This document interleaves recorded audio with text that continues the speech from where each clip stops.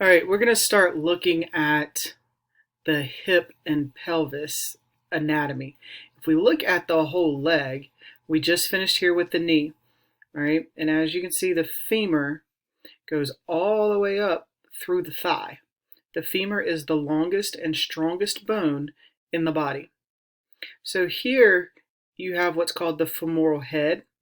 The femoral head sits in the socket. You can see over here where the socket is. Okay, so it's what's called a ball and socket joint.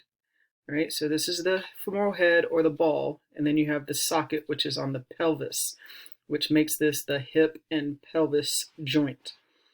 All right, then you have this knob right here on the outside, which is called the greater trochanter. So it starts right here where the line is, and it comes down on the outside.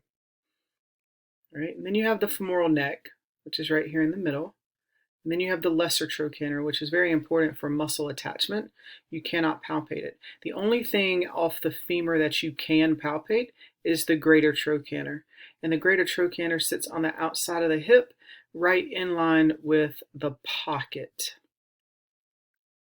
So if we look at the pelvis from a front view, in the pelvis you have the iliac crest.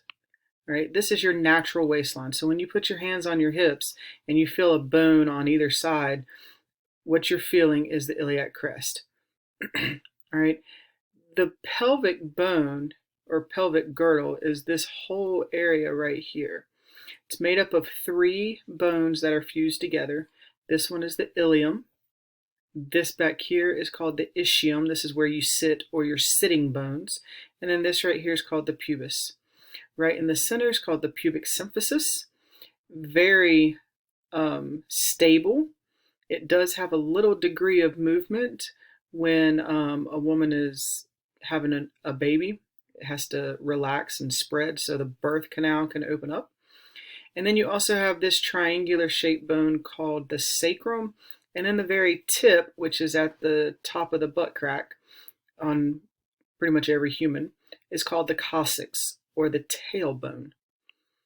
All right, so if we take out the femur and we look at just the pelvis, first let's take a look at both of these. The top view here is a female pelvis and the bottom is a male pelvis. If you look at the opening in here, the female pelvis is larger than the male pelvis, which is why most males are very blocky in shape. They look like squares, and females have curves, because this is wider, which makes these hips wider. Okay, so we'll look at this picture. The anatomy is exactly the same. The spacing is what's different. So again, you have the iliac crest, you have the ilium, you have the pubis right here in the front, the pubic symphysis where they come together, you have the coccyx, and then this large bone right here is called the sacrum.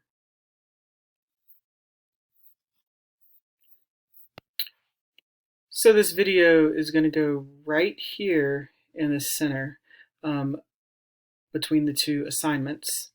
You're going to do the hip and pelvis injuries. Again, you look those up, and then anatomy pictures will be right here.